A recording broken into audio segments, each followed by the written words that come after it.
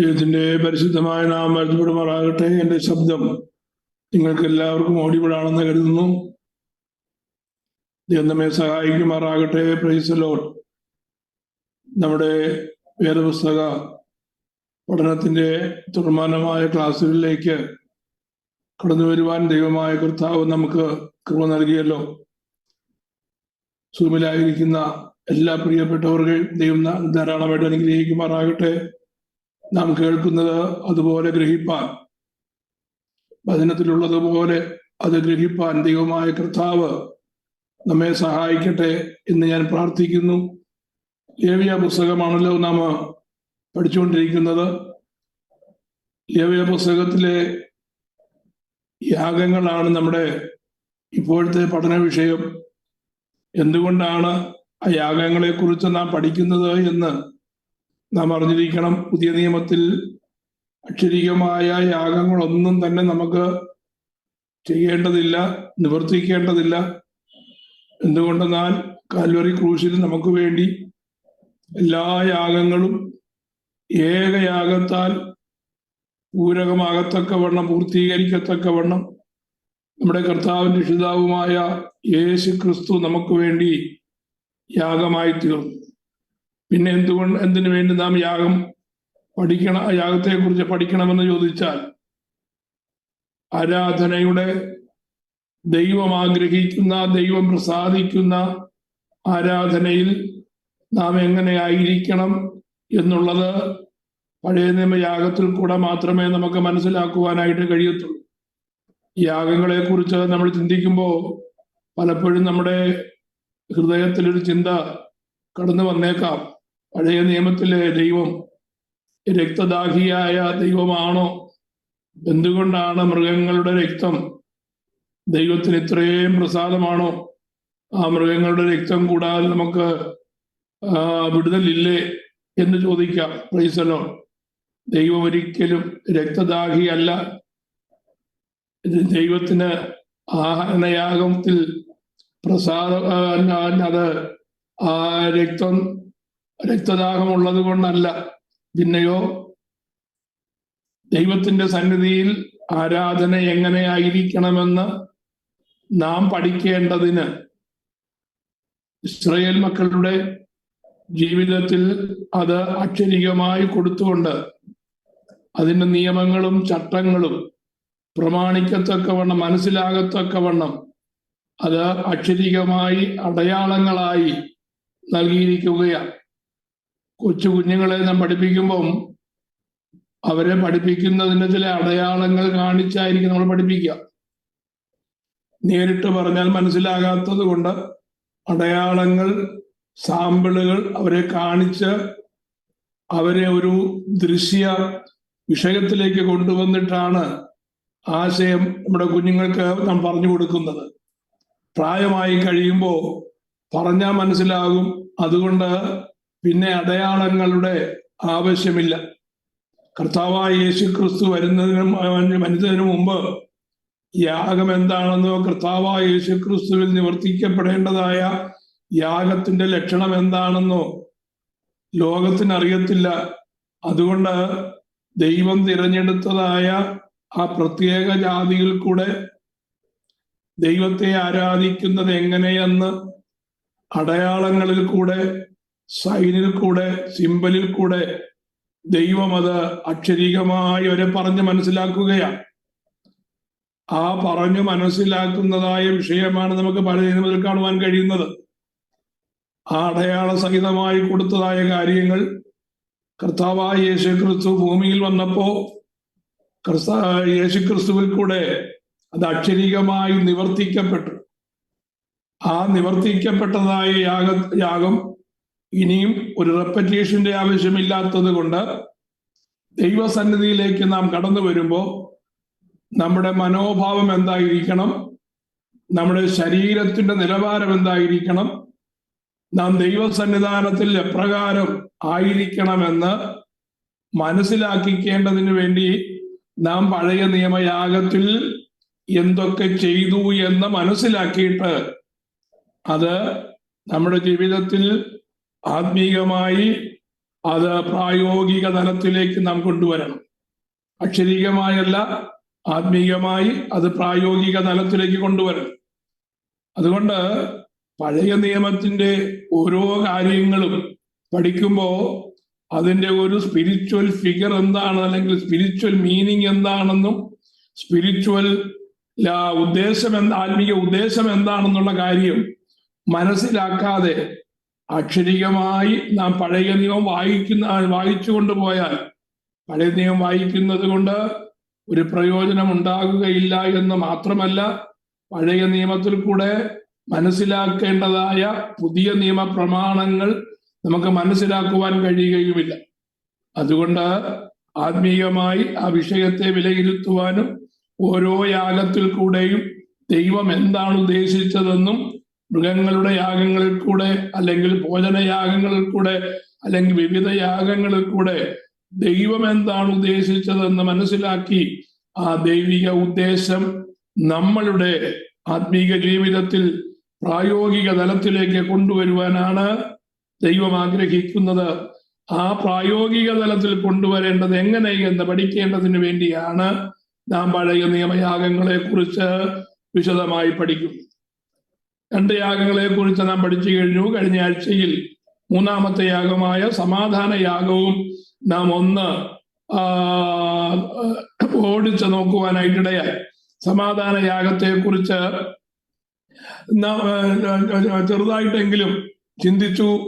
അത് തുടർമാനമായിട്ട് അടുത്ത ഭാഗത്തേക്ക് ഞാൻ കടന്നു വരികയാണ്. 3 തരത്തിലാണ് നാം സമാധാന യാഗങ്ങൾ കൊണ്ടുവരേണ്ടത് എന്ന് കഴിഞ്ഞ ആഴ്ചയിൽ ചിന്തിപ്പാനിടയായി. അതിന്റെ സമാധാന യാഗത്തിന്റെ അർത്ഥത്തെ കുറിച്ച് നാം പഠിച്ചു. അതും നിങ്ങൾക്ക് ഓർമ്മയുണ്ട് എന്ന് കരുതുന്നു. സ്ക്രീന് നിങ്ങൾക്ക് കാണാമല്ലോ. ആ സ്ക്രീൻ അടുത്തത് നമുക്ക് സമാധാന യാഗത്തിന്റെ പ്രത്യേകത എന്താണെന്ന് നോക്കാം. സമാധാന യാഗത്തിന്റെ പ്രത്യേകത അല്ലെങ്കിൽ special features of the peace offering. മറ്റു യാഗങ്ങൾക്ക് ഇല്ലാത്തതായ ഒരു പ്രത്യേകത സമാധാന യാഗത്തിനുണ്ട്. ഹോമയാഗത്തെ കുറിച്ച് നമ്മൾ പഠിച്ചപ്പോ ഹോമയാഗം കൊണ്ടുവരുമ്പോ അത് മൃഗത്തിന്റെ തോലുരിച്ച് കണ്ണമായിട്ട് നുറുക്കി യാഗപീഠത്തിന്റെ പുറത്ത് അടുക്കി വെച്ചിരിക്കുന്നതായ വിറകിന്റെ പുറത്ത് അത് അടുക്കി വെച്ചിട്ട് വിറകിന് തീ കൊടുക്കുകയാണ്. അപ്പോ ആ യാഗപീഠത്തിൽ നിന്ന് കത്തുന്നതായ തീയിൽ ആ ഹോമയാഗ വസ്തു പൂർണ്ണമായും ദഹിക്കും. അത് പൂർണ്ണമായും ദൈവത്തിനുള്ളതാണ്. സമാധാന യാഗത്തിലേക്ക് കടന്നു വരുമ്പോ സമാധാന യാഗത്തിൽ ഒരു പോർഷൻ മാത്രമാണ് ദൈവത്തിന് അർപ്പിക്കുന്നത്. സമാധാന യാഗം കൊണ്ടുവരുമ്പോ അതിന്റെ ഒരു ഭാഗം, ഒരു പോർഷൻ എന്ന് പറയുന്ന portion must be given to God. 2-ാമത്തെ പോർഷൻ എന്ന് പറയുന്നത് പുരോഹിതനുള്ളതാണ്. 3-ാമത്തെ പോർഷൻ എന്ന് പറയുന്നത് യാഗം കൊണ്ടുവരുന്നതായ മനുഷ്യൻ. ശ്രദ്ധിക്കണം, സമാധാന യാഗത്തിന്റെ പ്രത്യേകത സമാധാന യാഗം മുഴുവനായി ദൈവത്തിന് കൊടുക്കേണ്ട ആവശ്യമില്ല. സമാധാന യാഗത്തെ 3 പോർഷനായിട്ട് തിരിച്ചിട്ട് അതിൽ ഒരു പോർഷൻ ദൈവത്തിനും, ഒരു പോർഷൻ പുരോഹിതനും, ഒരു പോർഷൻ യാഗം കൊണ്ടുവരുന്നവനുമാണ്. അപ്പോ സമാധാന യാഗത്തിൽ കൊണ്ടുവരുന്നതായ വസ്തുവിന് ഈ 3 കൂട്ടർക്കും ഒരുപോലെ അത് അവകാശപ്പെട്ടതാണ്. അതെന്താണ് ഇതിനെ കാണിക്കുന്നതെന്ന് ചോദിച്ചാൽ, ദൈവവും മനുഷ്യനും തമ്മിലുള്ളതായ ആ വലിയ കൂട്ടായ്മയാണ് കാണിക്കുന്നത്. നാം ദൈവസന്നിധിയിലേക്ക് വരുമ്പോ ദൈവവും മനുഷ്യനും തമ്മിലുള്ളതായ കൂട്ടായ്മ എന്ന് പറയുമ്പോ നാം ദൈവത്തോട് സമാധാനം ഉള്ളവരാണ്, അതുപോലെ തമ്മിൽ സമാധാനമുള്ളവരാണ്. എബ്രായ ലേഖനം വായിക്കുമ്പോ നമുക്ക് ശുദ്ധീകരണത്തിന് കൊടുത്തിരിക്കുന്നതായ 5 കൂട്ടം കാര്യങ്ങളിൽ 4-ാമത്തെ കണ്ടീഷൻ അവിടെ കാണുവാനായിട്ട് കഴിയും. നിങ്ങൾക്കറിയാവുന്നത് കൊണ്ട് ബാക്കി 4 ഭാഗങ്ങളെ കുറിച്ച് പറയേണ്ട കാര്യമില്ലല്ലോ.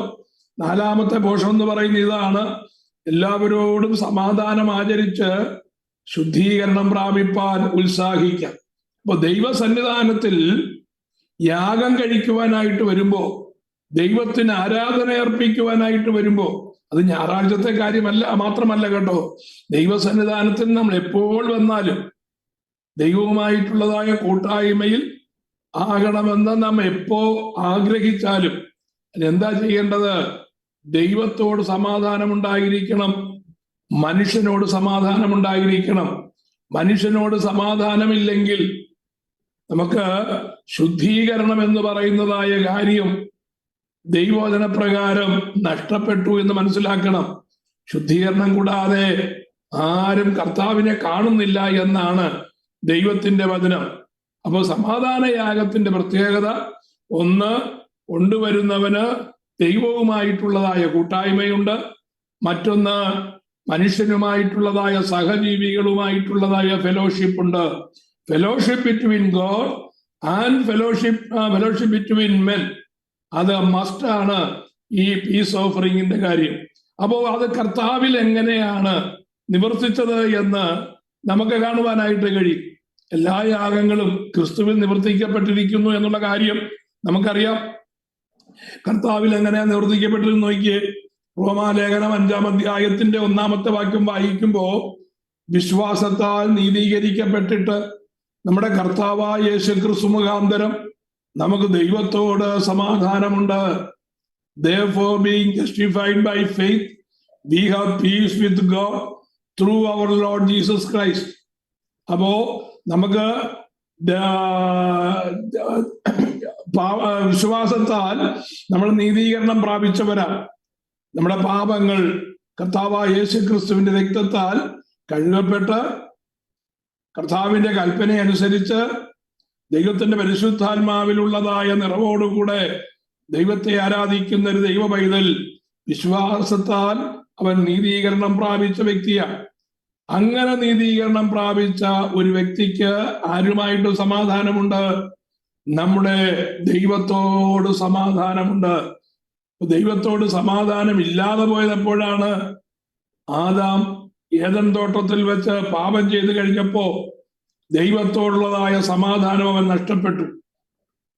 ആ സമാധാനം പുനഃസ്ഥാപിക്കേണ്ടതിന് വേണ്ടിയാണ് നമ്മുടെ വാഴ്ത്തപ്പെട്ട കർത്താവ് സ്വർഗത്തിലെ ഉന്നത മഹിമകളെ വിട്ട് ഈ താണലോകത്തിലേക്ക് വന്ന് നമുക്ക് വേണ്ടി യാഗമായി തീർന്നത്.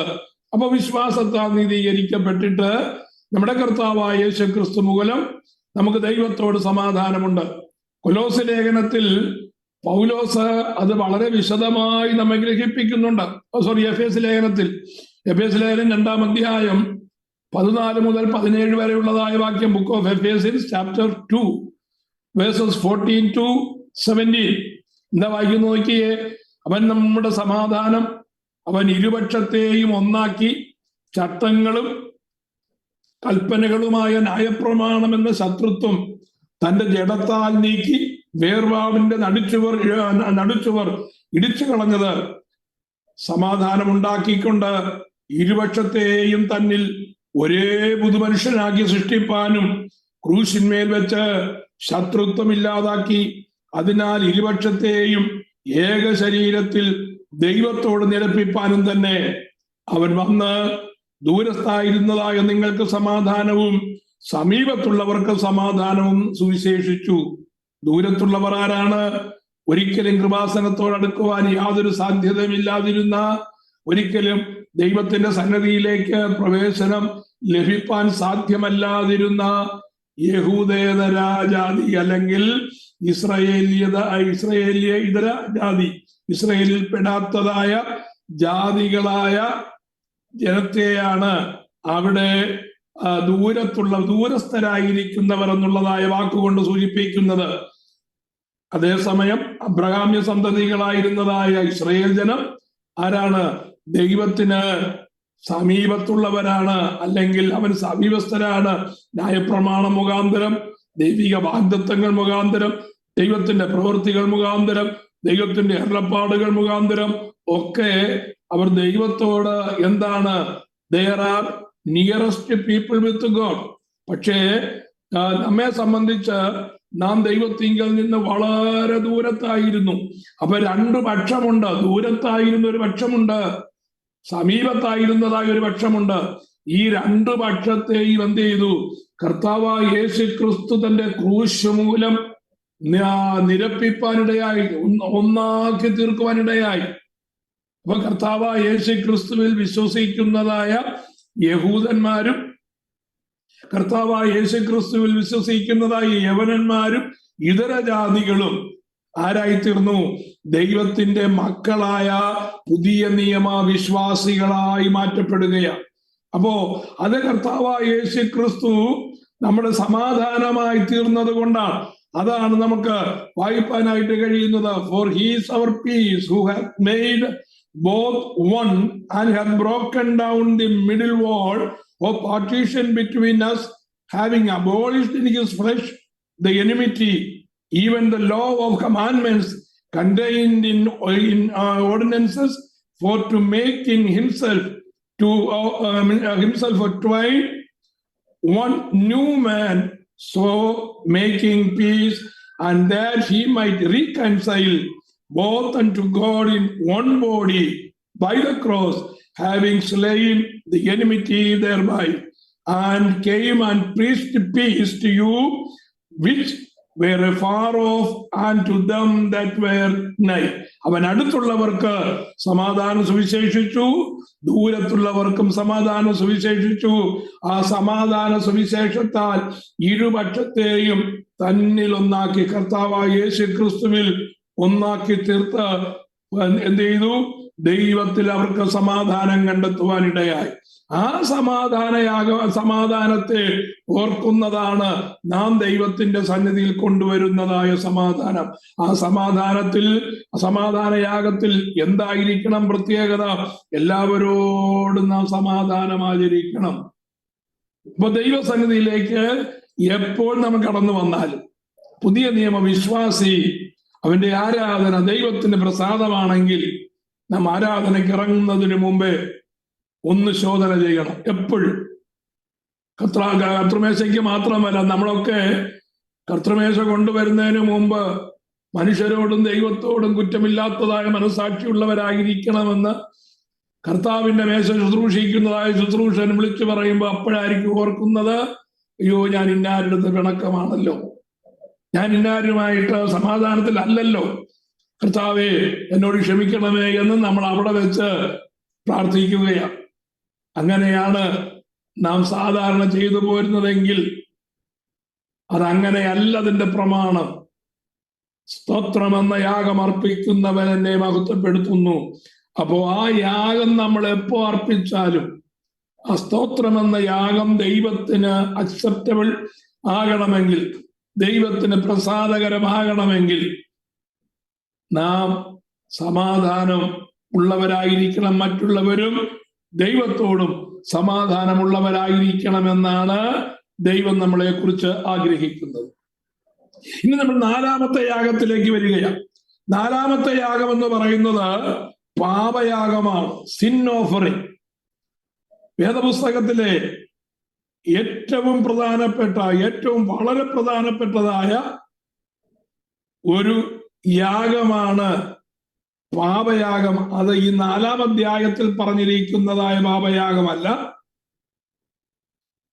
ഇസ്രായേൽ മക്കൾക്ക് മഹാപാപ പരിഹാര ദിവസം എന്ന് പറയുന്നതായ ഉത്സവങ്ങളിൽ ഒരു ഉത്സവമായി കൊടുത്തിട്ടുണ്ട്. അത് ലേവ്യ പുസ്തകം 16-ാം അധ്യായത്തിലാണ് അത് വിശദമായി നമുക്ക് പഠിക്കുവാൻ കഴിയുന്നത്. അത് വർഷത്തിലൊരിക്കൽ ചെയ്യുന്നതായ യാഗമാണ്. അത് ഇസ്രയേലിന്റെ മൊത്തത്തിൽ, ആ രാജ്യത്തിന്റെ, ഇസ്രയേൽ രാഷ്ട്രത്തിന്റെ മൊത്തത്തിലുള്ളതായ പാപം, അവിടെ നാഷണൽ സിന്നിനു വേണ്ടി, അതിന്റെ പരിഹാരത്തിന് വേണ്ടി കൊണ്ടുവരുന്ന യാഗമാണ് മഹാപാപ പരിഹാര ദിനത്തിൽ കൊണ്ടുവരുന്നതായ ആ പാപയാഗം. അതല്ലെങ്കിൽ അതിനെ യോം കിപ്പൂർ എന്നാണ് എബ്രായ ഭാഷയിൽ എന്ന് പറയുന്നത്. ആ യോം കിപ്പൂർ എന്ന് പറയുന്ന മഹാപാപ പരിഹാര ദിവസത്തിൽ അനുഷ്ഠിക്കുന്നതായ ആ പാപയാഗം കർത്താവായ യേശുക്രിസ്തുവിൽ അക്ഷരം പ്രതി അതിന്റെ ആദ്യം മുതൽ അവസാനം വരെ കർത്താവായ യേശുക്രിസ്തുവിൽ അത് നിവർത്തീകരിക്കപ്പെട്ടിരിക്കുകയാണ്. അത് വിശദമായി 16-ാം അധ്യായത്തിലേക്ക് വരുമ്പോ നാം അത് ചിന്തിക്കും. ഈ പാപയാഗം എന്ന് പറയുന്നത് വ്യക്തികൾ പാപം ചെയ്യുന്നതിന്റെ ഫലമായി ദൈവസന്നിധാനത്തിൽ അർപ്പിക്കേണ്ടതായ പാപയാഗമാണ്. പാപയാഗം വ്യക്തിയോ പുരോഹിതനോ ചെയ്ത പാപത്തിന് വേണ്ടി അർപ്പിക്കുകയാണ്. Sin offering for sins committed by an individual or priest. പുരോഹിതനോ ഇസ്രയേലിലെ ഒരു വ്യക്തിയോ പാപം ചെയ്യുമ്പോ ആ പാപത്തിന്റെ പരിഹാരത്തിന് വേണ്ടി അവൻ ആലയത്തിലേക്ക് കൊണ്ടുവരുന്നതായ യാഗമാണ് നമ്മൾ 4-ാം അധ്യായത്തിൽ പറഞ്ഞിരിക്കുന്നതായ പാപയാഗം. 4-ാം അധ്യായത്തിന്റെ 2-ാമത്തെ വാക്യം ഒന്ന് ശ്രദ്ധിച്ചു വായിക്കണം. നീ ഇസ്രയേൽ മക്കളോട് പറയേണ്ടതെന്തെന്നാൽ, ചെയ്യരുതെന്ന് യഹോവ കൽപ്പിച്ചിട്ടുള്ള വല്ല കാര്യത്തിലും ആരെങ്കിലും അബദ്ധവശാൽ പിഴച്ച് ആ വക വല്ലതും ചെയ്താൽ. വാക്യം ശ്രദ്ധിക്കണേ. ഇസ്രായേൽ മക്കളോട് മോശയോട് പറഞ്ഞത്, നീ ഇസ്രായേൽ മക്കളോട് ഇങ്ങനെ പറയണം. എങ്ങനെ പറയണം? യഹോവയായ ദൈവം ചെയ്യരുതെന്ന് നിങ്ങളോട് കൽപ്പിച്ചിട്ടുള്ളതായ വല്ല കാര്യത്തിലും ആരെങ്കിലും അബദ്ധവശാൽ പിഴച്ച് ആ വക വല്ലതും ചെയ്താൽ. അപ്പോ യാഗം എന്തിനു വേണ്ടിയുള്ളതാണ്? ആവർത്തിതമാകുന്നതായ പാപത്തിന് വേണ്ടിയല്ല. അബദ്ധവശാൽ ചെയ്തു പോകുന്നതായ പാപം, അറിയാതെ ചെയ്തു പോകുന്ന പാപം, സാഹചര്യത്തിന്റെ പ്രതികൂലങ്ങളാൽ നാം ചെയ്തു പോകുന്നതായ പാപം, ആ പാപത്തിനു മാത്രമേ യാഗം കൊണ്ട് പരിഹാരമുള്ളൂ. അത് എബ്രായ ലേഖനം വായിക്കുമ്പോ നമുക്ക് വളരെ വ്യക്തമായി മനസ്സിലാക്കുവാനായിട്ട് കഴിയും. ഇനിയും യാഗങ്ങൾക്ക്, പാപത്തിന് യാതൊരു യാഗവും ശേഷിക്കുന്നില്ല എന്ന വണ്ണം നമ്മുടെ വാഴ്ത്തപ്പെട്ട കർത്താവ് പരമയാഗത്താൽ, ഏകയാഗത്താൽ സകല പാപത്തിനും പരിഹാരം വരുത്തി എന്ന് നമ്മൾ കാണുന്നു. അപ്പോ ആരെങ്കിലും അബദ്ധവശാൽ പാപം ചെയ്താൽ, അപ്പൊ അങ്ങനെയെങ്കിൽ മനഃപൂർവ്വം പാപം ചെയ്താൽ ക്ഷമയുണ്ടോ? മനഃപൂർവ്വം പാപം ചെയ്താൽ അവിടെ പാപത്തിന് മറ്റൊരു യാഗം ശേഷിക്കുന്നില്ല എന്നുള്ളതായ കാര്യം നാം ദൈവവചനത്തിൽ നിന്ന് മനസ്സിലാക്കണം. ദൈവം മഹാദയുള്ളവനാണ്, ദൈവം കരുണയുള്ളവനാണ്. അതുകൊണ്ട് ഇത് ചെയ്തിട്ട് ഒരു 3 ദിവസം ഉപവസിക്കാം, അല്ലെങ്കിൽ ഒരു 7 ദിവസം ഉപവസിക്കാം, അല്ലെങ്കിൽ ദൈവസന്നിധിയിൽ കരയാം, ദൈവം എന്റെ പാപം ക്ഷമിക്കും എന്ന് കരുതി നാം ഏതെങ്കിലും ഒരു പാപം മനഃപൂർവമായി ചെയ്യുകയാണെങ്കിൽ ആ പാപത്തിന് ക്ഷമയില്ല എന്ന് കരുതണം. Price the Lord. ദൈവത്തിന്റെ വചനം അതാണ് നമ്മളെ പഠിപ്പിക്കുന്നത്. ഇത് നമ്മുടെ ധാരണകളെല്ലാം മാറ്റുന്ന വിഷയമാണ് കേട്ടോ. Price the Lord. ദൈവസന്നിധിയിൽ എത്രത്തോളം രക്ഷിക്കപ്പെട്ട, സ്നാനപ്പെട്ട് പരിശുദ്ധാത്മാവിന്റെ നിറവിൽ ആരാധിപ്പാനായി ഏൽപ്പിച്ചു കൊടുക്കുന്നതായ ഒരു ദൈവ പൈതൽ, അല്ലെങ്കിൽ ഞാൻ ദൈവ പൈതലാണ് എന്ന് ഉറപ്പ് ലഭിക്കേണ്ടതിന് കർത്താവിന്റെ സന്നിധാനത്തിൽ പാപങ്ങളെ ഏറ്റുപറഞ്ഞ് രക്ഷിക്കപ്പെട്ടതായ ഒരു വ്യക്തി പിന്നെന്ത് ചെയ്യരുത്? മനഃപൂർവമായി പാപം ചെയ്യരുത് എന്നാണ് നമുക്ക് ദൈവത്തിന്റെ ബന്ധത്തിൽ വായിപ്പാനായിട്ട് കഴിയുന്നത്. അതുകൊണ്ട് യോഹന്നാൻ പറയുന്നൊരു കാര്യമുണ്ട്, കുഞ്ഞുങ്ങളെ, നിങ്ങൾ പാപം ചെയ്യാതിരിക്കേണ്ടതിന് ഞാനിത് നിങ്ങൾക്ക് എഴുതുന്നു. യോഹന്നാന്റെ ലേഖനത്തിൽ നമുക്കത് വായിപ്പാനായിട്ട് കഴിയും. കുഞ്ഞുങ്ങളെ, ഇങ്ങനെ യോഹന്നാൻ തന്റെ സഭയിലുള്ള, എഫേസു സഭയിലുള്ള വിശ്വാസികൾക്ക് ആ ലേഖനം എഴുതുമ്പോ യോഹന്നാൻ പറയുന്നത്, സംബോധന ചെയ്യുന്നത് ഇങ്ങനെയാ: കുഞ്ഞുങ്ങളെ, നിങ്ങൾ പാപം ചെയ്യാതിരിക്കേണ്ടതിന് ഇത് ഞാൻ നിങ്ങൾക്ക് എഴുതുന്നു. അപ്പൊ ആ എഴുതിയിരിക്കുന്നത് അനുസരിക്കുമ്പോഴാണ് നാം പാപം ചെയ്യാതിരിക്കുവാനുള്ളതായ, അല്ലെങ്കിൽ പാപം ചെയ്യുന്നില്ല എന്നുള്ളതായ ആ രീതിയിലേക്ക് വരുന്നത്. അപ്പൊ എഴുതിയിരിക്കുന്നത് നാം പഠിക്കാതിരുന്നാൽ, എഴുതിയിരിക്കുന്നത് മനസ്സിലാക്കാതിരുന്നാൽ നാം ചെയ്ത പാപങ്ങൾ തന്നെ റിപ്പീറ്റ് ചെയ്തുകൊണ്ടേയിരിക്കും. അതുകൊണ്ട് യോഹന്നാൻ പറയുന്നു, കുഞ്ഞുങ്ങളെ, നിങ്ങൾ പാപം ചെയ്യാതിരിക്കേണ്ടതിന് ഞാനിത് നിങ്ങൾക്ക് എഴുതുന്നു. വല്ലവനും പാപം ചെയ്തു എങ്കിലോ അത് മനഃപൂർവമായ പാപമല്ല, അറിയാതെ പാപം ചെയ്തു എങ്കിലും വല്ലവനും പാപം ചെയ്തുവെങ്കിലോ നീതിമാനായ ദൈവം പിതാവിന്റെ സന്നിധിയിൽ നമുക്ക് വേണ്ടിയുണ്ട്. അപ്പോ അറിയാതെ ചെയ്യുന്നതായ പാപത്തിന് കർത്താവിന്റെ സന്നിധിയിൽ കർത്താവ് നമുക്ക് വേണ്ടി മധ്യസ്ഥത ചെയ്യുന്നത് കൊണ്ട് അതിന് ക്ഷമ കിട്ടും. പക്ഷേ അറിഞ്ഞുകൊണ്ട് ചെയ്യുന്നതായ പാപത്തിന് ക്ഷമയില്ല എന്നുള്ള കാര്യം ഓർക്കണം. Price the Lord. ഞാൻ അത് വിശദീകരിക്കുന്നില്ല.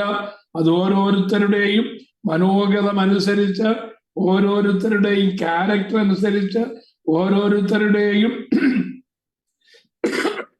മനോഭാവം അനുസരിച്ച് ചെയ്യുന്നതായ പാപത്തെ അവരവർ തന്നെ ഒന്ന് ഡിസൈൻ ചെയ്യണം. മനഃപൂർവമായാണോ ഞാൻ പാപം ചെയ്യുന്നത്, അല്ലോ അതോ അറിയാതെ ചെയ്തു പോകുന്നതാണോ എന്നുള്ളത് അവരവർ തന്നെ അവരുടെ മനോഭാവത്തിനും ക്യാരക്ടറിനും അനുസരിച്ച് വിവേചിച്ചിട്ട് പാപം ചെയ്യാതിരിക്കാൻ നാം ഉത്സാഹിക്കണമെന്നാണ് പുതിയ നിയമത്തിൽ നമ്മളെ കുറിച്ച് ദൈവം ആഗ്രഹിക്കുന്നത്. അപ്പൊ പാപയാഗം എന്തിനു വേണ്ടിയാണ്? വ്യക്തിയോ പുരോഹിതനോ ചെയ്ത പാപത്തിന് വേണ്ടിയാണ് പാപയാഗം അർപ്പിക്കുന്നത്. 1 മുതൽ 12 വരെ അധ്യായത്തിൽ ആ ഭാഗത്തെ കുറിച്ചാണ് പറയുന്നത്. രണ്ടാമത്തെ ഭാഗം എന്ന് പറയുന്നത് പാപയാഗം സഭ ചെയ്ത പാപത്തിന് 13 മുതൽ 21 വരെയുള്ളതായ വാക്യങ്ങളാണ്. മൂന്നാമത് sin offering for sins committed by a ruler.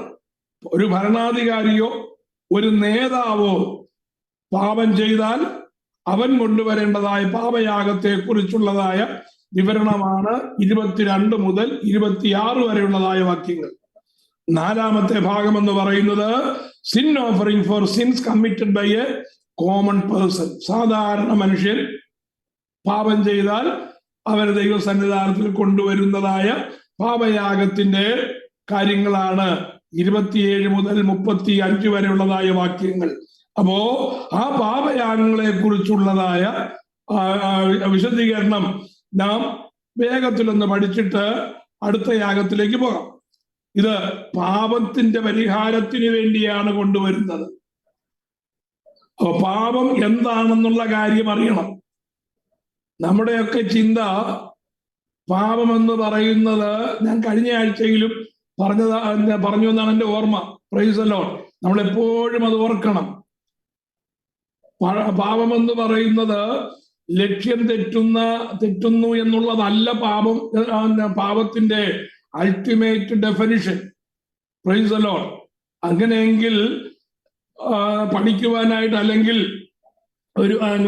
ഒരു വിദ്യാർത്ഥി, ഒരു സ്റ്റുഡന്റ്, അവന്റെ ലക്ഷ്യമെന്ന് പറയുന്നത് അവന് എഞ്ചിനീയർ ആകണമെന്നുള്ളതായ ലക്ഷ്യം അവനുണ്ട്. പക്ഷെ ഇടയ്ക്ക് വന്നപ്പോ അവന്റെ പഠിത്തം മോശമായി, അവന്റെ ലക്ഷ്യം നഷ്ടപ്പെട്ടു. ലക്ഷ്യം നഷ്ടപ്പെട്ടത് പാപമാണെങ്കിൽ അവൻ എഞ്ചിനീയർ ആകാതെ പോയത് പാപമാണെന്ന് ചിന്തിക്കേണ്ടി വരും. ഇപ്പൊ ലക്ഷ്യം തെറ്റുന്ന എല്ലാം പാപമാണെന്ന് പറയാൻ പറ്റത്തില്ല. പക്ഷെ പാപമാണെന്ന് ദൈവവചനം എന്താ പറയുന്നത്? പാപത്തെ കുറിച്ച് ദൈവവചനം പറയുന്നത് വളരെ വിശാലമായ അർത്ഥത്തിലാണ്. 3 വാക്കുകൾ കൊണ്ടാണ് എബ്രായ ഭാഷയിൽ പാപത്തെ നമുക്ക് പഠിക്കുവാൻ കഴിയുന്നത്. ഒന്നാമത്തെ വാക്ക് ഐവാനാണ്. രണ്ടാമത്തെ വാക്കെന്ന് പറയുന്നത് പാഷയാണ്. മൂന്നാമത്തെ വാക്കെന്ന് പറയുന്നത് കട്ടയാണ്. അത് പടിപടിയായിട്ടുള്ളതായ പാപത്തിലേക്കുള്ളതായ വീഴ്ചയാണ് ഈ 3 വാക്കുകളെയും കൊണ്ട് അർത്ഥമാക്കുന്നത്. ഞാനത് പല പ്രാവശ്യം വിശദീകരിച്ചത് കൊണ്ട് വീണ്ടും ഒരു വിശദീകരണത്തിലേക്ക് കടക്കുന്നില്ല.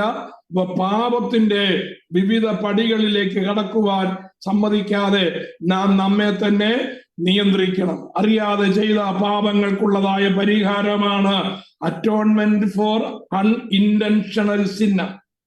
അൺഇന്റൻഷണൽ സിൻ. അപ്പൊ വളരെ ശ്രദ്ധിക്കേണ്ട കാര്യമാണ്. നമുക്ക് പ്രത്യേക ഉദ്ദേശമൊന്നുമില്ലാതെ ചെയ്തു പോകുന്നതായ പാപം, അറിയാതെ ചെയ്തു പോകുന്നതായ പാപമാണ്. ഇന്റൻഷണലായിട്ട് നാം ചെയ്യുന്നത്.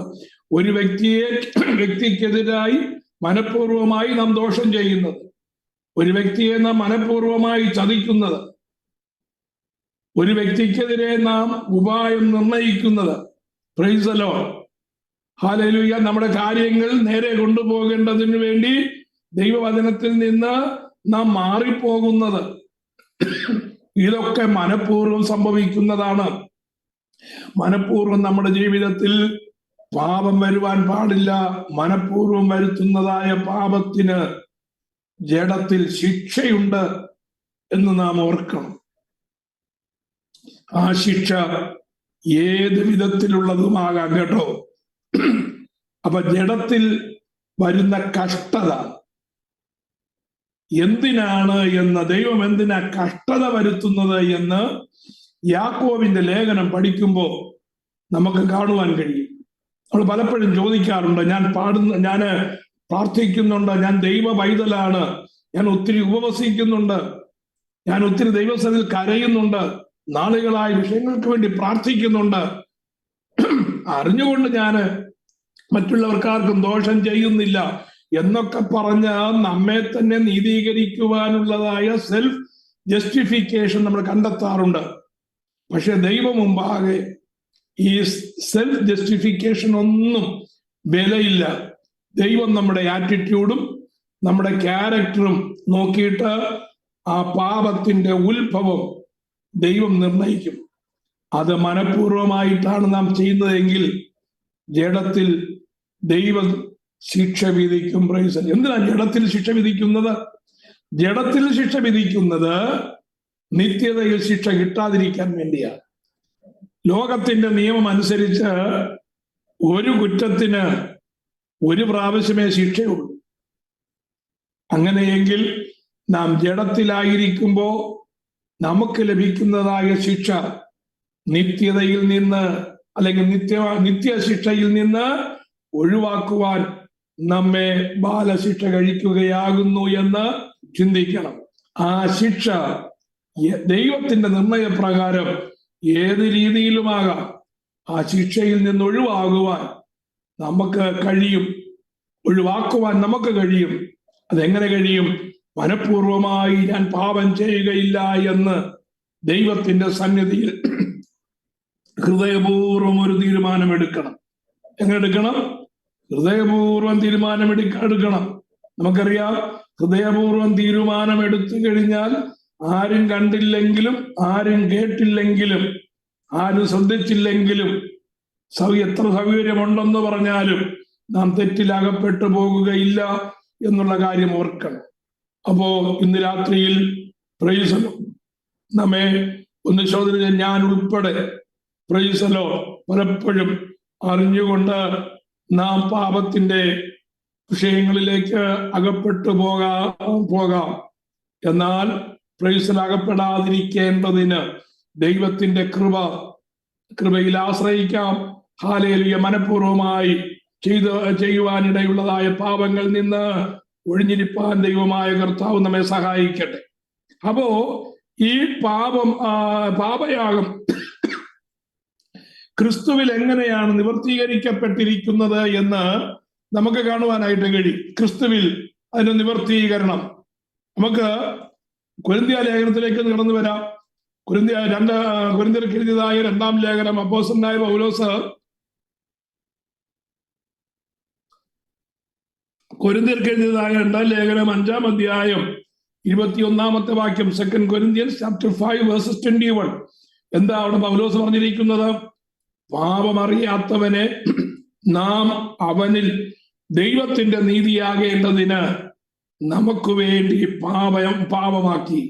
For he has made him to be sin for us who knew no sin, that we might be made the righteousness of God in him. ദൈവം എന്ത് ചെയ്തു? നാം കർത്താവിൽ ദൈവത്തിന്റെ നീതിയാകേണ്ടതിന് ദൈവം നമുക്ക് വേണ്ടി ക്രിസ്തുവിനെ പാപ യാഗമാക്കി മാറ്റി. Price the Lord. പാപം അറിയാത്തവനെ, പാപം ചെയ്യാത്തവനെ, പാപമില്ലാത്തവനെ പാപമാക്കി മാറ്റിയത് എന്തിനു വേണ്ടിയാണ്? നാം ദൈവത്തിന്റെ നീതിയായി തീരേണ്ടതിന് വേണ്ടിയാണ്.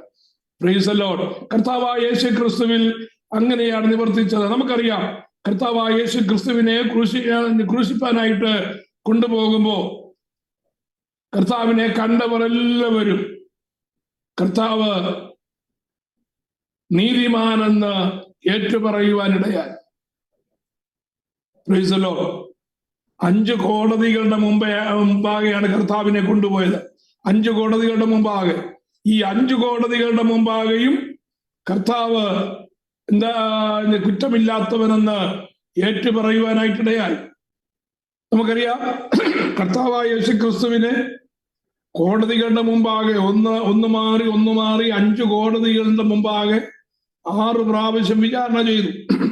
6 പ്രാവശ്യം വിചാരണ ചെയ്തിട്ടും കർത്താവിൽ ഒരു കുറ്റം പോലും രാഷ്ട്രീയമായോ മതപരമായോ കാണുവാൻ കഴിഞ്ഞില്ല. കർത്താവ് തന്നെ ക്രൂശിക്കപ്പെടുന്നതിന് ഏതാനും മണിക്കൂറുകൾക്ക് മുമ്പ്, തന്നെ പിടിക്കുന്നതിന് ഏതാനും മണിക്കൂറുകൾക്ക് മുമ്പ് ശിഷ്യന്മാരോട് സംസാരിച്ചു കൊണ്ടിരിക്കുമ്പോ നമ്മുടെ കർത്താവ് ഇങ്ങനെ പറഞ്ഞു, ഇതാ ലോകത്തിന്റെ പ്രഭു വരുന്നു, അവന് എന്നോട് യാതൊരു കാര്യവുമില്ല. There is no relation between the prince of the world and me. ലോകത്തിന്റെ പ്രഭുവും ഞാനും തമ്മിൽ യാതൊരു ബന്ധവുമില്ല എന്ന് പറഞ്ഞാൽ എന്താ അതിന്റെ അർത്ഥം? ലോകത്തിന്റെ പ്രഭു ആരാണ്? സാത്താനാണ് ലോകത്തിന്റെ പ്രഭു. ആ സാത്താനുമായിട്ട് സാത്താൻ അവകാശം പറയുന്ന, അല്ലെങ്കിൽ സാത്താൻ ക്ലെയിം ചെയ്യുവാൻ സാധ്യതയുള്ള ഒന്നും എന്നിലില്ല. Price the Lord. തമ്മിൽ സാത്താൻ അവകാശം പറയുന്ന ഏതെങ്കിലും ഒരു കാര്യമുണ്ടെങ്കിൽ അവൻ അവകാശം ഉന്നയിക്കുമെന്ന് ഒരിക്കലും നാം മറന്നു പോകരുത്. നമുക്കറിയാം, ദൈവത്തിന്റെ പുരുഷനായിരുന്നതായി മോശ മരിച്ചു. മോശ മരിച്ചപ്പോ ദൈവമാണ് അവനെ അടക്കിയത് എന്ന് നാം തിരുവചനത്തിൽ നിന്ന് ഗ്രഹിപ്പാനായിട്ട് കഴിയും. പക്ഷേ യൂദാ ലേഖനം എഴുതുമ്പോ, യൂദായുടെ ലേഖനത്തിൽ യൂദാ എഴുതി വെക്കുന്നൊരു കാര്യമുണ്ട്. മോശയുടെ ശരീരത്തിന് പിശാച് വാദമുന്നയിച്ചുകൊണ്ട് നിൽക്കുമ്പോ പ്രധാന ദൂതനായ മീഖായേൽ വന്ന് യഹോവ നിന്നെ ഭക്ഷിക്കട്ടെ എന്ന് പറഞ്ഞ് അവന്റെ അവകാശത്തെ അവന് മാറ്റിക്കളയുന്നതായിട്ട് നമുക്ക് വായിപ്പാനായിട്ട് കഴിയും. അപ്പൊ മോശയുടെ ശരീരത്തിന് ക്ലെയിം ചെയ്യുവാൻ എന്താ ഇടയായി തീർന്നത്? ആ ക്ലെയിം ചെയ്യേണ്ടതായ വിഷയം മോശയിൽ ഉണ്ടായിരുന്നത് കൊണ്ടാണ്, ശരീരത്തിൽ മോശ ആ പാപം ചെയ്തത് കൊണ്ടാണ് പിശാച് ആ ശരീരത്തിന്റെ മേൽ വാദം ഉന്നയിപ്പാനിടയായിട്ട് തീർന്നത്.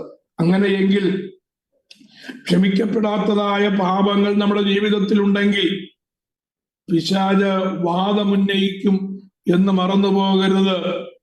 നമ്മുടെ ശരീരം രൂപാന്തരപ്പെടാതിരിക്കാനോ അല്ലെങ്കിൽ നാം മരിച്ചുപോയാൽ രൂപാന്തരപ്പെട്ട ശരീരത്തോടുകൂടെ കർത്താവിന്റെ വരവെങ്കിൽ എടുക്കപ്പെടാതിരിക്കുവാനോ പിശാചിന് വാദമുന്നയിപ്പാൻ കഴിയും. അതുകൊണ്ട് നാം നമ്മുടെ ജീവിതത്തെ എത്രത്തോളം പവിത്രമായി വിശുദ്ധമായി സൂക്ഷിക്കണമെന്ന് തിരുവചനപ്രകാരം നാം ചിന്തിക്കണം. രക്ഷിക്കപ്പെട്ട് സ്നാനപ്പെട്ട് ആരാധനയ്ക്കൊക്കെ പോകുന്ന ഇനി ഇഷ്ടം പോലെ ജീവിക്കാമെന്ന് ആരേലും വിചാരിച്ചാൽ അതുമൂലം ജീവിതത്തിൽ കടന്നു വരുവാനുള്ളത് വലിയ നഷ്ടമാണ് എന്ന് നമ്മൾ ഓർക്കണം. അതുപോലെ തന്നെ കർത്താവ് കുറ്റക്കാരനല്ല എന്നുള്ള കാര്യം കോടതി തെളിയിക്കുന്നതോടൊപ്പം തന്നെ കർത്താവിന്റെ ക്രൂശീകരണം കണ്ടുകൊണ്ടു നിന്നതായ ശതാധിപൻ പറഞ്ഞു, അവൻ വാസ്തവമായും നീതിമാനാണ്. കർത്താവിനോടുകൂടെ ക്രൂശിക്കപ്പെട്ടതായ കള്ളൻ പറഞ്ഞു, നാം ചെയ്ത കുറ്റത്തിന് ശിക്ഷാവിധി വാങ്ങിക്കുമ്പോൾ ഇവനോ യാതൊരു കുറ്റവും ചെയ്യാൻ നീതിമാനായിരിക്കെ അവൻ നമ്മെ പോലെ ശിക്ഷ ഏറ്റുവാങ്ങുകയാണ്. അപ്പോ കർത്താവ് പാപം ചെയ്യാതെ ശിക്ഷ ഏറ്റുവാങ്ങി പാപമറിയാത്തവനെ നമുക്ക് വേണ്ടി എന്താക്കി? പാപമാക്കി എന്നാണ് ദൈവത്തിന്റെ തിരുവചനം പറയുന്നത്. യേശു പാളയത്തിന്റെ പുറത്ത് കഷ്ടമനുഭവിച്ചു എന്നാണ് എബ്രായ ലേഖന കർത്താവ് പറയുന്നത്.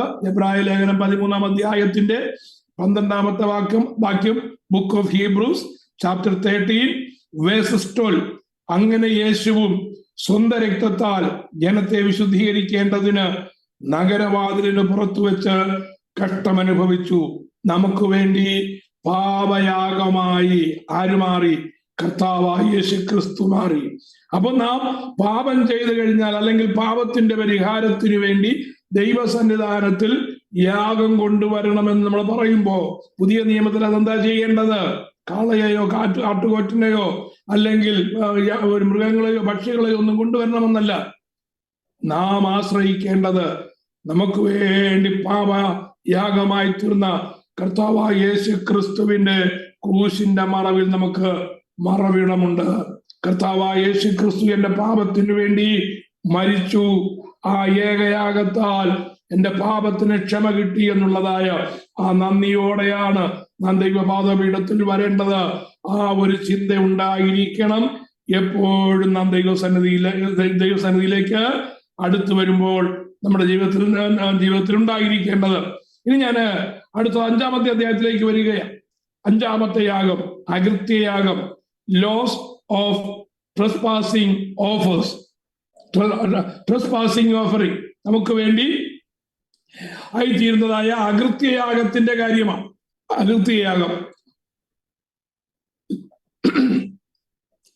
Trespass offering. ആശാം എന്ന പദമാണ് അതിൽ ഉപയോഗിക്കുന്നത്. കുറ്റം, ദൈവസന്നിധാനത്തിൽ ചെയ്യുന്നതായ കുറ്റം, അതിന് അഥവാ അകൃത്യം. അകൃത്യം എന്ന് പറഞ്ഞാൽ എന്താണ്? ചെയ്യാൻ പറഞ്ഞിരിക്കുന്നതായ കാര്യങ്ങൾ ചെയ്യാതിരിക്കുന്നതാണ് അകൃത്യം. അല്ലെങ്കിൽ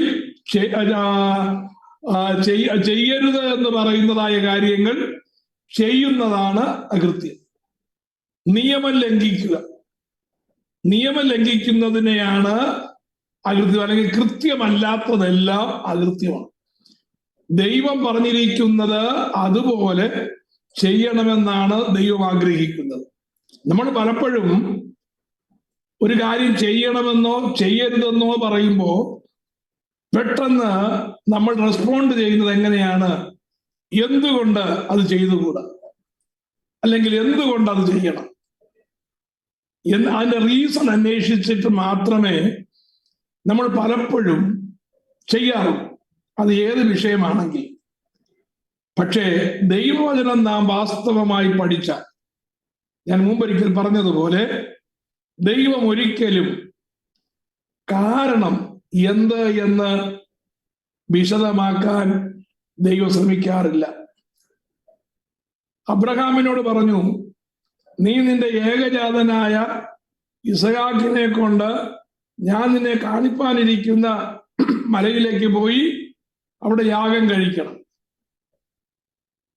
അബ്രഹാം തിരിച്ചു ചോദിച്ചില്ല, എന്തുകൊണ്ട് ഇസഹാക്കിനെ തന്നെ യാഗം കഴിക്കണം?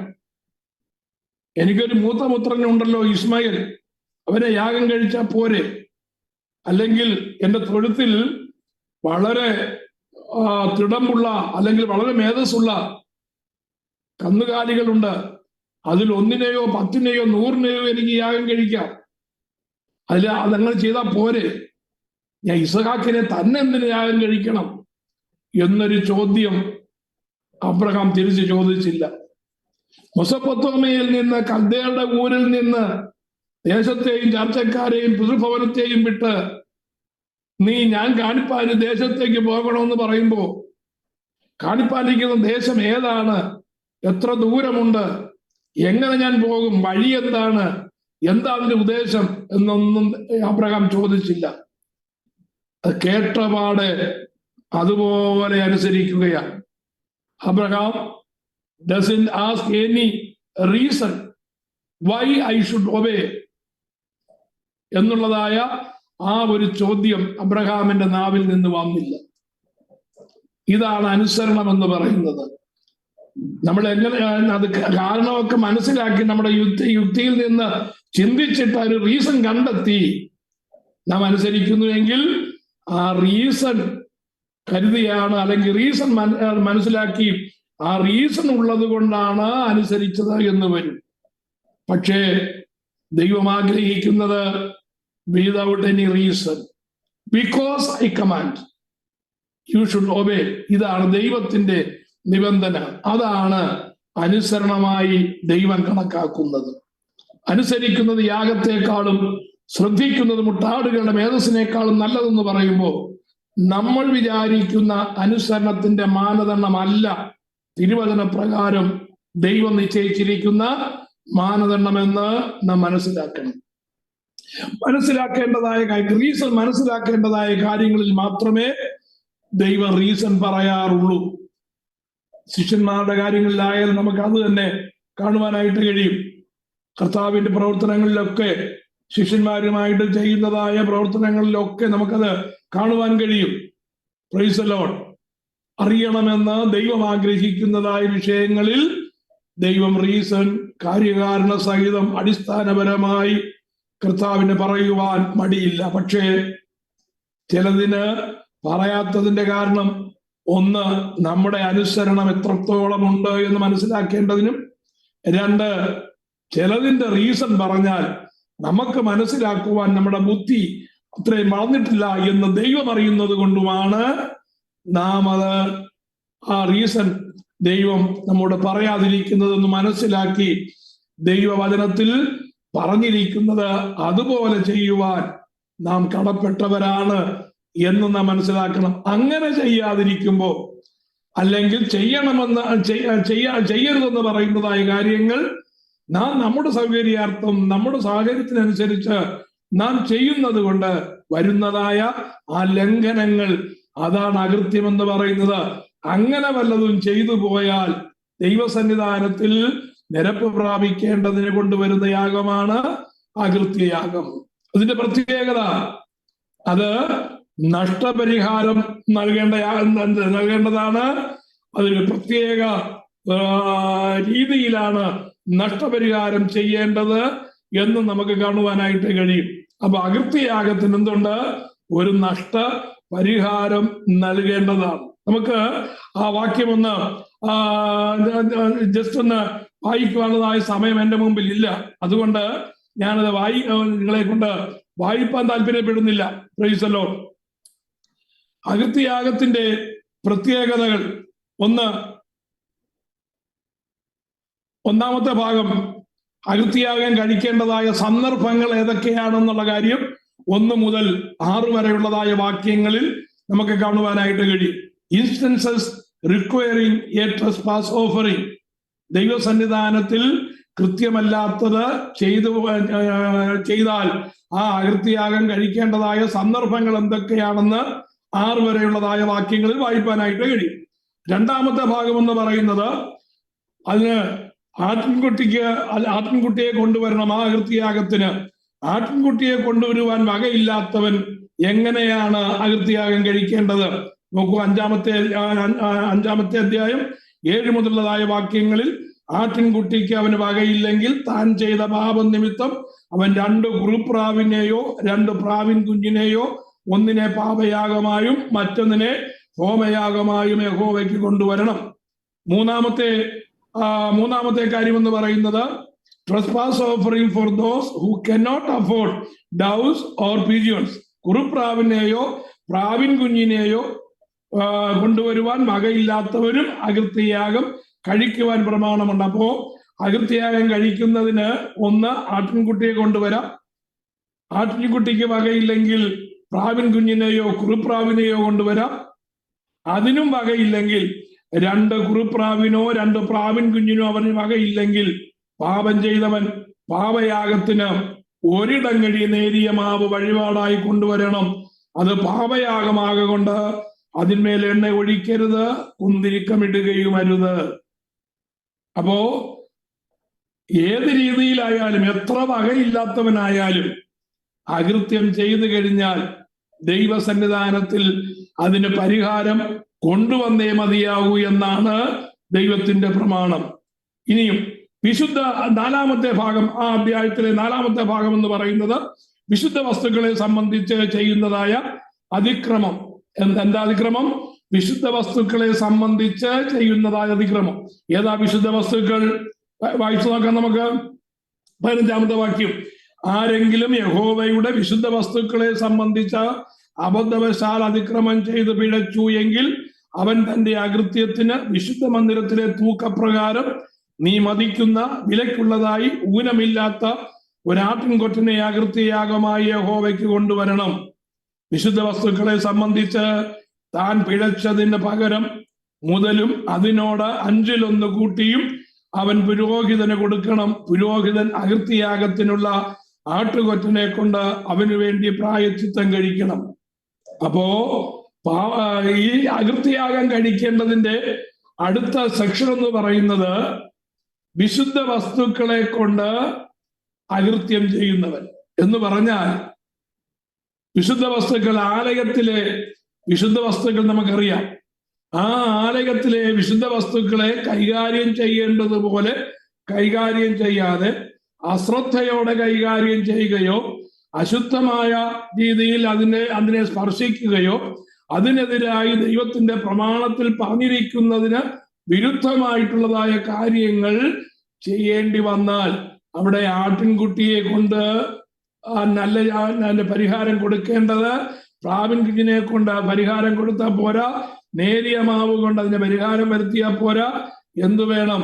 അതിന് പുരോഹിതൻ നിശ്ചയിക്കുന്നതായ അതിന്റെ പ്രായശ്ചിത്തമുണ്ട്. അതിന് വസ്തുക്കളെ സംബന്ധിച്ച് താൻ പിഴച്ചതിന് പകരം മുതലും അതിനോട് 1/5 കൂട്ടിയും അവൻ പുരോഹിതന് കൊടുക്കണം. പുരോഹിതൻ പറയുന്നതാണ് അതിന്റെ വില. ആ വിലയുടെ 20% അല്ലെങ്കിൽ 1/5 കൂടെ കൂട്ടി അത് പുരോഹിതന് കൊടുക്കണം. പുരോഹിതൻ അകൃത്യയാഗത്തിനുള്ളതായ ആട്ടുകൊറ്റിനെ കൊണ്ട് അവന് വേണ്ടി പ്രായശ്ചിത്തം കഴിക്കണം. എന്നാൽ അത് അവനോട് ക്ഷമിക്കും. അത് യാഗപീഠത്തിൽ സമാഗമന കൂടാരത്തിലെ കാര്യമാണെങ്കിൽ പുതിയ നിയമത്തിൽ ശ്രദ്ധിക്കണമേ, പുതിയ നിയമത്തിൽ ദൈവസഭയിലുള്ളതായ സകലതും ദൈവത്തിന് വിശുദ്ധമാണെന്ന് ഓർക്കണം. ആലയത്തിലേക്ക് വരുന്നവർ വിശുദ്ധമാണ്, ആലയത്തിലെ ശുശ്രൂഷകൾ വിശുദ്ധമാണ്, ആലയത്തിലുള്ളതായ ഉപകരണങ്ങൾ വിശുദ്ധമാണ്. ആലയം വിശുദ്ധമായി സൂക്ഷിക്കണം. ഇതിന് അശുദ്ധി വരുത്തിയാൽ നഷ്ടപരിഹാരം കൊടുക്കണം. ഞാൻ പറഞ്ഞ മനസ്സിലായോ? വളരെ ശ്രദ്ധിക്കേണ്ടതായ ഒരു കാര്യം, നമ്മൾ കാര്യമായി ഗൗനിക്കാത്തതായ ഒരു കാര്യമാണ്. ആലയത്തിലെ ഉപകരണങ്ങൾ എന്ന് പറയുമ്പോൾ നാം തന്നെ ആലയത്തിലെ ഉപകരണങ്ങളാണെന്ന് ഓർക്കണം. നാം മുഖാന്തരം നമ്മുടെ കൂട്ടു സഹോദരനോ നമ്മുടെ കൂട്ടു സഹോദരിക്കോ എന്തെങ്കിലും നഷ്ടം വന്നാൽ നാം മുഖാന്തരം, നമ്മുടെ വാക്ക് മുഖാന്തരം, നമ്മുടെ പ്രവൃത്തി മുഖാന്തരം, നമ്മുടെ സംസാര മുഖാന്തരം, നമ്മുടെ ഇടപാട് മുഖാന്തരം ആലയത്തിലെ ഉപകരണങ്ങൾക്ക് നഷ്ടം വരാതെ സൂക്ഷിക്കണം. നമ്മൾ ശ്രദ്ധിക്കാറുണ്ടോ? ആലയത്തിന്റെ പ്രമാണം അകൃത്യയാഗം. അകൃത്യമുണ്ടാകാതെ നാം നമ്മെ തന്നെ സൂക്ഷിക്കണം. നാം നമ്മുടെ കൂട്ടു സഹോദരങ്ങളെ അവരോട് ദ്വേഷിച്ചിട്ട് അവരോട് കോപിച്ചാൽ കൊലപാതകനെന്ന് വരും. അതാണ് ദൈവത്തിന്റെ പ്രമാണം. നീ സഹോദരനോട് കോപിച്ചാൽ കൊലപാതകനാണ്. യോഹന്നാന്റെ ലേഖനം അത് വളരെ വ്യക്തമാക്കുന്നുണ്ട്. സഹോദരനോ വിരോധമായി അവനെതിരെ ദോഷം നിരൂപിച്ചിട്ട് ആലയത്തിലേക്ക് വന്ന് അതുമൂലം അവന്റെ ആത്മീക ജീവിതത്തിനോ അവന്റെ ജീവിതത്തിൽ ഏതെങ്കിലും രീതിയിൽ പ്രയാസമുണ്ടാക്കിയാൽ അതിന് പരിഹാരം കൊടുക്കണം. എത്ര ഭയത്തോടെ നമ്മൾ ചിന്തിക്കേണ്ടതാണ് ആലയത്തിലെ കാര്യം. ഇത് മനസ്സിലാക്കണമെങ്കിൽ ആലയത്തിലേക്ക് വരുന്നതായ ഇസ്രായേല്യൻ അവൻ സമാഗമന കൂടാരത്തിൽ വരുമ്പോ എത്ര ഭയത്തോടെയും കരുതലോടെയും ശ്രദ്ധയോടും കൂടിയാണ് അവൻ ആലയത്തിൽ വരേണ്ടതും ആലയത്തിൽ നിൽക്കേണ്ടതും. Price the Lord. ആലയത്തിലെ ഉപകരണങ്ങൾ അവൻ മുഖാന്തരം ഒരു കേടും വരരുത്, അതിനൊരു അശുദ്ധി സംഭവിക്കരുത്, അതിനൊരു നഷ്ടം വരരുത്. Price the Lord. നാം നമ്മുടെ ഉള്ളത്തിൽ ആ കാര്യം ശ്രദ്ധിക്കട്ടെ. എന്റെ സമയം തീർന്നത് കൊണ്ട് ഞാൻ തൽക്കാലം നിർത്തുകയാണ്. ദൈവത്തിന്റെ ആലയത്തിലേക്ക് വരുമ്പോ പുതിയ നിയമ ആരാധനക്കാരായ നാം എങ്ങനെയൊക്കെ ശ്രദ്ധിക്കണമെന്നും ദൈവത്തിന് പ്രസാദകരമായ ആരാധന എന്ത് എന്നും മനസ്സിലാക്കണമെങ്കിൽ നാം ദൈവത്തിന്റെ തിരുവചനം അറിഞ്ഞേ മതിയാകുകയുള്ളൂ. കണ്ണുകളെ അടയ്ക്കാം. ഞാൻ തൽക്കാലം എന്റെ ക്ലാസ് ഇവിടെ നിർത്തുകയാണ്. ബാക്കി നമുക്ക് അടുത്ത ആഴ്ചയിൽ ചിന്തിക്കാം. കർത്താവായ ദൈവം നമ്മെ സഹായിക്കട്ടെ. ഇതിന്റെ ആഴം നിങ്ങൾ എത്ര പേര് ശ്രദ്ധിച്ചു എന്ന് എനിക്കറിയത്തില്ല. Price the Lord. ഹല്ലേലൂയ. എത്രത്തോളം അത് പറഞ്ഞ് ഫലിപ്പിക്കുവാൻ പറ്റിയെന്ന് എനിക്കറിയത്തില്ല. സ്തോത്രം. ഉപരിതലത്തിൽ കൂടെ മാത്രമേ ഞാൻ പോയുള്ളൂ. ഗ്രഹിച്ചവർക്കായി സ്തോത്രം. കർത്താവ് നമ്മെ അനുഗ്രഹിക്കുമാറാകട്ടെ. കണ്ണുകളെ അടയ്ക്കാം, പ്രാർത്ഥിക്കാം. ദൈവത്തിന് പ്രസാദകരമായ യാഗമർപ്പിച്ച് ദൈവത്തെ പ്രസാദിപ്പിക്കുവാൻ, ദൈവത്തിന് മഹത്വമായി തീരുവാൻ നമ്മെ ഓരോരുത്തരെയും ദൈവമായ കർത്താവ് കൃപ ചെയ്യുമാറാകട്ടെ എന്ന് പറഞ്ഞ് ഞാൻ എൻ്റെ വാക്കുകൾക്ക് വിരാമം കുറിക്കുന്നു.